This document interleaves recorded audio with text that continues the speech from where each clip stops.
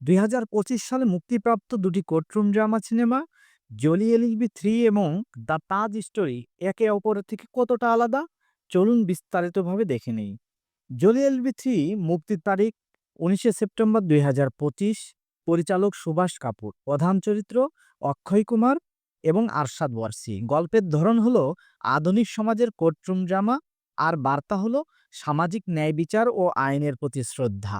The Taj story মুক্তির তারিখ ৩১শে October ২০২৫। পরিচালক তুষার অমরেশ গোয়েল, প্রধান চরিত্র পরেশ রাওয়াল। গল্পের ধরন ঐতিহাসিক কোর্টরুম ড্রামা, বার্তা ইতিহাসের সত্যতা ও সাংস্কৃতিক পরিচয়।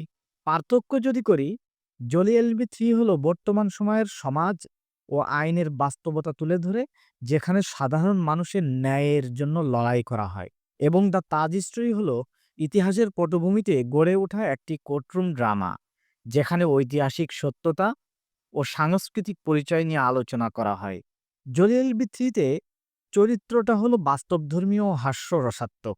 অভিনয় অক্ষয় কুমার ও আরশাদ ওয়ারসির শক্তিশালী পারফরম্যান্স। নির্মাণশৈলী দ্রুতগতি, হাস্যরসাত্মক সংলাপ ও কোর্টরুমের বাস্তব দৃশ্য। আর দ্য তাজ স্টোরি হলো ঐতিহাসিক পটভূমিতে গড়ে ওঠা এবং পরেশ রাওয়ালের শক্তিশালী পারফরম্যান্স। নির্মাণশৈলী ধীরগতি, নাটকীয় সংলাপ ও ঐতিহাসিক দৃশ্য।